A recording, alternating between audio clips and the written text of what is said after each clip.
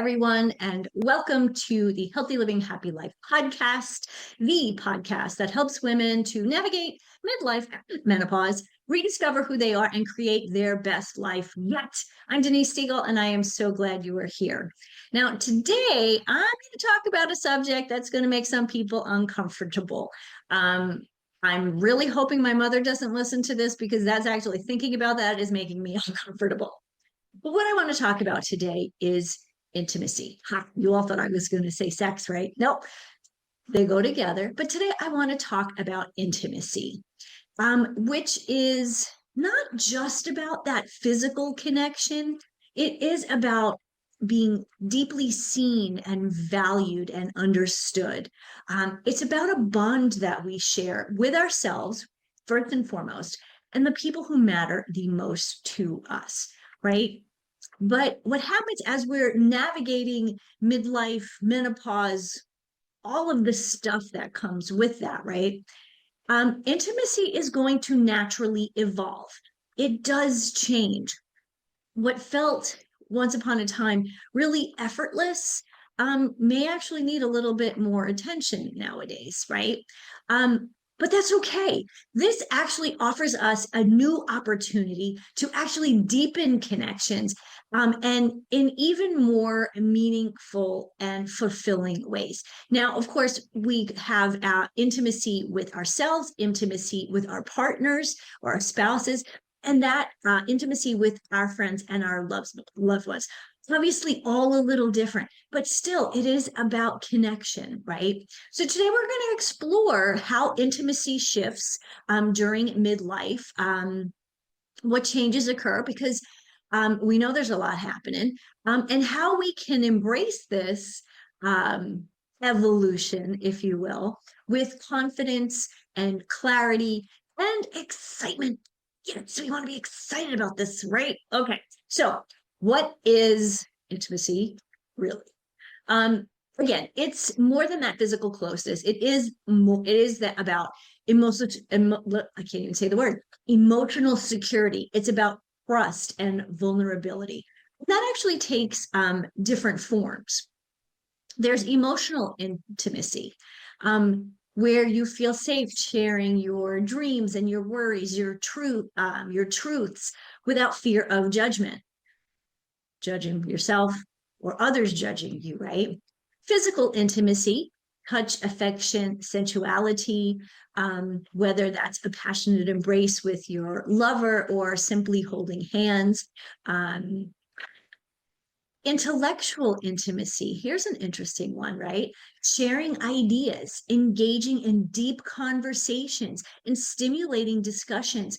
We really struggle with this nowadays, not just in midlife and menopause, but in the time of that we are living. We don't have conversations. We don't have discussions. We shy away from them because we're afraid of arguments and we're afraid of insulting people or feeling embarrassed, whatever that may be. But this is an important part of intimacy, is being able to share our thoughts and our feelings and have these deep conversations. It's one of the reasons why I started the Menopause Wellness Series.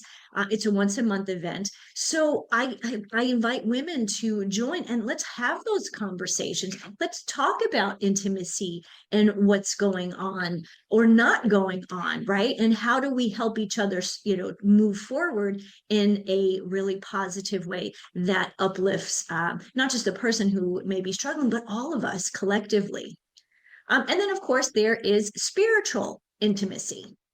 Well, that's where you find common values and beliefs and purpose with someone you trust. And again, maybe that's just you. I have to sneeze. Nope, it went away. But spiritual intimacy is really an important piece. We talk mind, body, spirit, right? And spirituality does not mean religion. If that's where you go with it, that's totally fine. But for those of us who are not into a religion, spirituality comes in a different form, different forms for everybody. And so don't be afraid of that, right? So Dr. Karen Fields, who is a clinical psychologist, I read this recently. She says, intimacy isn't just about sex. It's about feeling truly seen. And in midlife, we begin to prioritize what makes us feel fulfilled. Ooh, that's important. What is making us feel fulfilled? It goes back to what I talked about last week a little bit about being pulled into things that you love to do, as opposed to being pushed to do things you don't want to do, right? Or aren't interested in. So how do you reconnect with yourself? I started by saying, when it comes to intimacy, a relationship with yourself really is that foundation. And many of us don't have this. I don't know why, as women, we tend to take care of everybody else, and then we come last if there's any time left in the day, if we have any energy, right? But truly, before we can create this deep intimacy with other people, we need to have it for ourselves, like within our own hearts.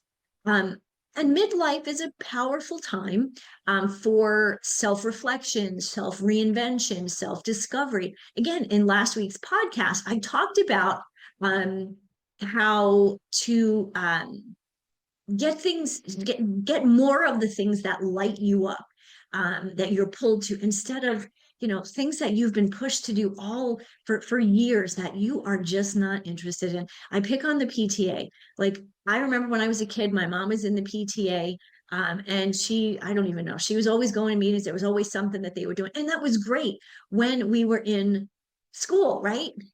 When we were out of school, they still kind of thought she would show up and be part of that. And initially, I think she kind of did, because she felt guilty, right? She'd been part of it for so long, but it no longer served her.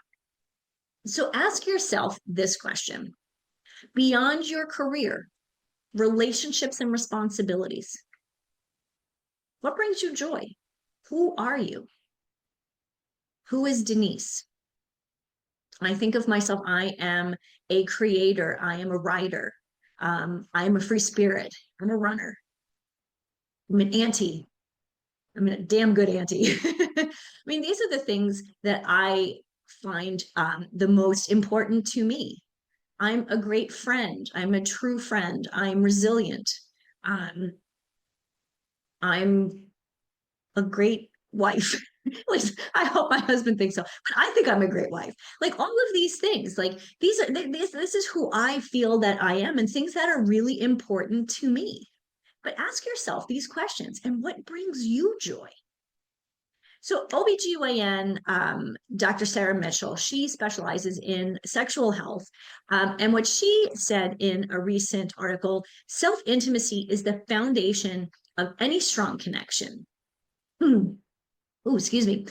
When you understand and embrace your own needs, desires, and boundaries, we talked about that a couple of times, um, you naturally create a space for more meaningful relationships. And again, intimacy doesn't necessarily mean sex, it means that connection with others. So having meaningful relationships is a big part of intimacy. Intimacy is having those connections and those relationships. So how do you reconnect with yourself? That all sounds great. Oh, great. I'm going to go reconnect with myself. Okay, whatever, Denise, what does that mean? Right? I'm sure half of you are going like, kind of like, okay, I don't know what to do then. Simplest thing to do: journal. I know everybody tells you, oh, write it down. But actually, journaling is really an amazing way to understand yourself.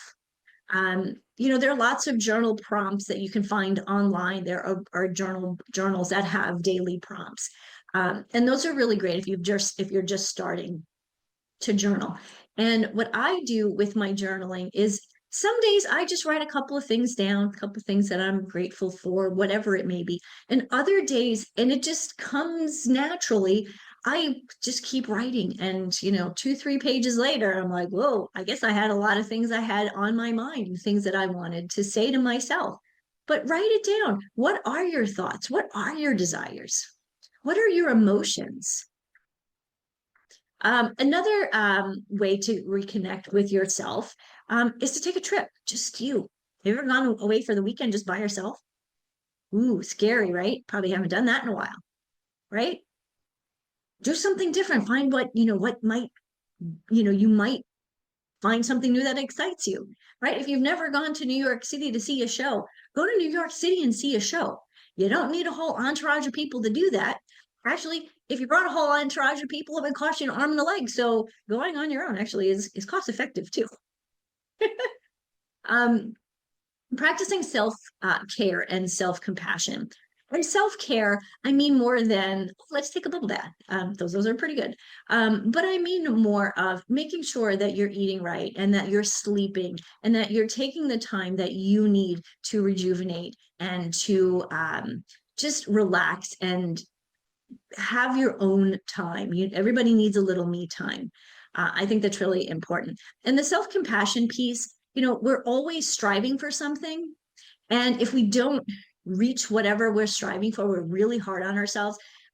Ladies, I know many of you I'm preaching to the choir when I say this, are perfectionists, right? I'm a recovering perfectionist. Really hard, but some days. And this is where self-compassion comes in. On those days where I'm not perfect, I'm never going to be perfect. I never was. I need to, give myself a break and say, you know what, you did really good. You tried really hard.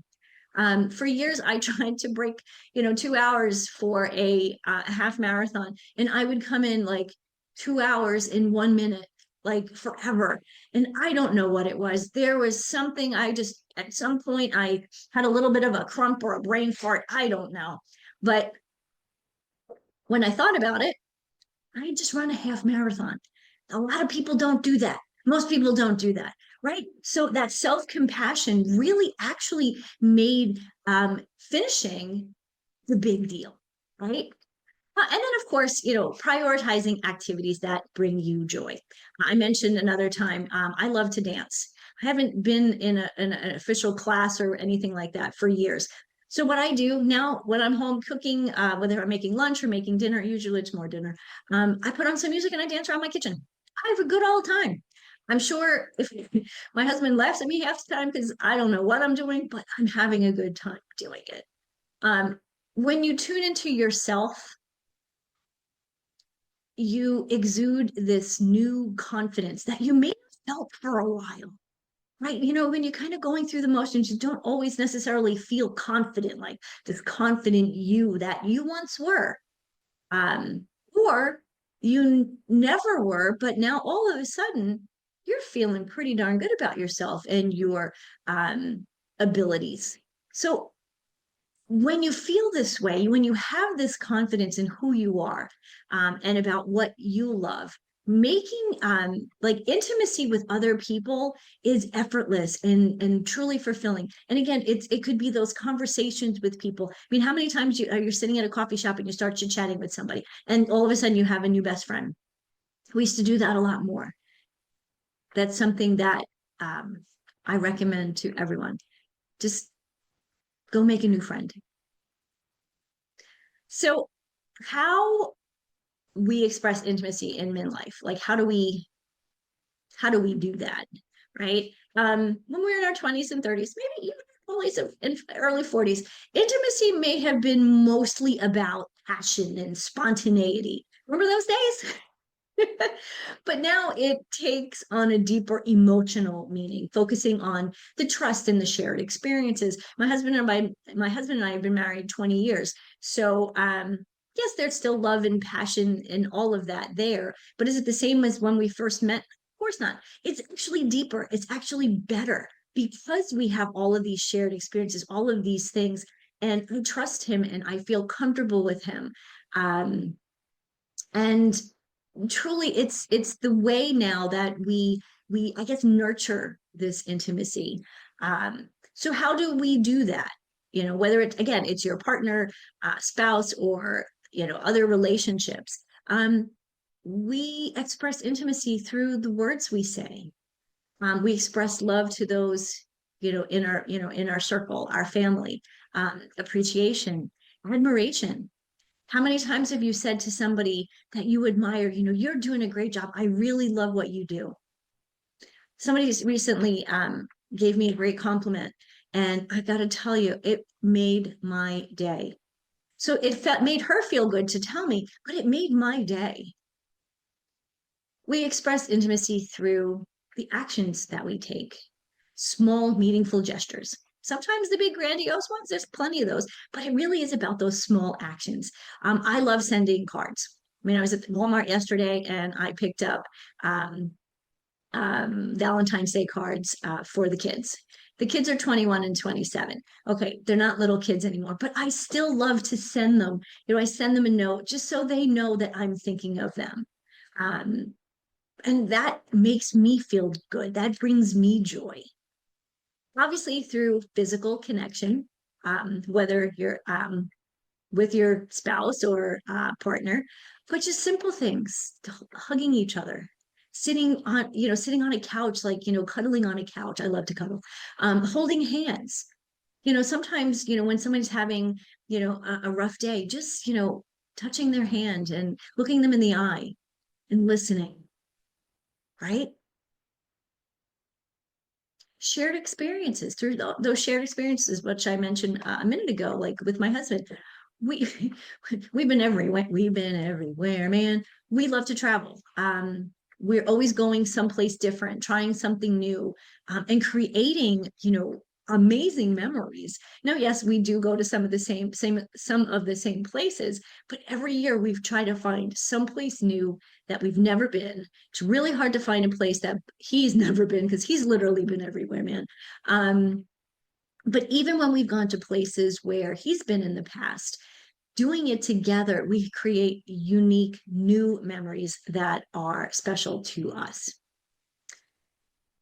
So Dr. Emily Carter, who is a menopause specialist, she explains, and this is important here, as estrogen levels shift, libido drops, we know that, and our physical comfort when it comes to sex changes, right? But it doesn't mean that our intimacy has to suffer. This is so important. Open communication, and be proactive about solutions can make a world of difference in your relationship. Again, we know that intimacy and sex are connected when it comes to your spouse or your partner. Um, and it's different as you get older, but it can still be great. Right. But communication is such a big part of that. If you're going through something and you're not telling your partner, how are they supposed to know? How can they help you? And how can you move forward together? Right. So obviously, we know estrogen levels are dipping. Libido is kind of like, ooh, sometimes it's on vacation. Um, what's actually happening? We know hormonal shifts, drop in estrogen. What does that lead to? Oh, this is one of our favorites, right, ladies? Vaginal dryness, and discomfort. Yuck, never fun. So solutions. I love to talk about solutions. Like, here's the problem, right? We got a solution. Moisturizers, lubricants. My bioidentical hormone therapy has worked wonders for me. Seriously, it's been life changing. Of course, we have emotional changes. Oh my God, we do, once when our hormones, especially when our hormones are not quite where they need to be, where they haven't quite been balanced. And this is really where, when mood swings are really up and down, this is something that is really important to talk with a professional, because that is not sustainable if you have really serious mood swings. But mood swings, stress, and shift. This is important. Shift in your self image. When you look in the mirror, if you don't like what you see, that can absolutely impact the way you feel about being intimate with a partner, right? There's also things we can do about that, ladies. Okay. Yes, our bodies are changing. You're never going to look like you did when you were 20. Wouldn't be bad. But we can still be healthy. We can still be fit. We can still have muscle tone. We just need to make sure that we're exercising in the proper way and filling our bodies with the correct nutrition. The other thing I think is really important is the relationship dynamics. As I mentioned, Mark and I have been married for 21 years. And long-term relationships evolve. So sometimes you do need to find a new way to rekindle what was once, right? It's like there's a flame there, there's definitely a flame, but you want it to be a little flicker, or do you want it to be, a raging fire? We can still have a raging fire, ladies, right? Um, Midlife intimacy is, it's not about recreating what was in the past, right? It is embracing where you are today, and then redefining what connection means to you, and that's authentic and fulfilling, and really that just feels right for you. Let's see. We talked about what's going on, how we express. What's important? What else is important that I wanted to talk about? Oh, wait, I know. Practical steps. We always want to have practical steps. Okay, great. How do we do this? Right? Um, just a couple of really simple things. And I talk about this all the time. Um, one, because Mark and I are really good about this. Open communication. I mentioned this a couple minutes ago, right? Talk with your partner with what's working, what's changed, what your needs are, what's going on, right? If he doesn't or she doesn't know what's going on, they can't help you. And things are going to get stuck. And if once they get stuck and, nobody's talking about it, my fear always is, you're walking down a path and all of a sudden you're not communicating and you start walking down separate paths. We want to make sure that you continue to walk down the same path in your 50s and 60s and 70s and, well into our golden years, right? So open communication, so important. Um, Prioritizing your well-being, right? Nourish your body, move in a way that feels good for you. I always say eat real food, right? Eat real food, make good decisions, be accountable, right? Those are three things that I have lived by. I have a book that's all I talk about in the book is those three things. Eat real food, make good decisions, and be accountable. You would be amazed if you followed those three principles, how amazing life will be, right? But again, it's about your well-being first and foremost. Because if you're not taking care of yourself, you can't take care of others or others stuff that other people need. You just don't have the wheelhouse for. So take care of yourself. Um, seek out different forms of intimacy. Okay, now I'm getting a little bit uncomfortable with this one, right? Conversation, shared adventure, like go do someplace, go someplace to rekindle your connection, right? Sometimes having a conversation at home where you've lived for the last 20 years isn't really the place to, kind of make things happen again. Maybe it's taking a trip, a weekend trip or whatever it may be, right? Find something new that is exciting for both of you. And then, of course, as always, when you're struggling, seek support. There are menopause specialists, there are relationship coaches, there are longevity specialists like me. I'm not a doctor, but I have lots of support that I can give to women. And also when asked, I always give a referral to, I always refer people to a professional because this is, yes, a lot of this is in our minds, right? But so much of this is also physical, and we want to make sure that we are physically healthy in order to move forward. Because if something is physically wrong, then we need to correct that, and we need to make sure that our doctors and our medical professionals know what's going on so they can help us move forward, right? So yeah, okay, that last bit was a little uncomfortable for me. And I have these conversations a lot. Um, uh, Having this conversation to a camera sometimes is a little strange. But truly, if you are ready to navigate intimacy in midlife with confidence and clarity, join me for my monthly Hormones and Harmony Menopause Wellness series and learn. This is a great space for learning, for connecting, embracing this time of life. And you know what? Laughing too, because sometimes you just gotta laugh. If you're looking for more personalized guidance, please schedule a consultation with me. And let's explore some solutions tailored just to you. Remember, Intimacy isn't just about what it used to be, it's about what it can become. So let's make this stage of life the best we've ever lived. Thank you all for listening. If you have enjoyed this episode, please make sure you subscribe, leave me a review, and share it with a friend who needs to hear this. So until next time, I'll leave you with this: healthy living, happy life. Have a great day, everyone.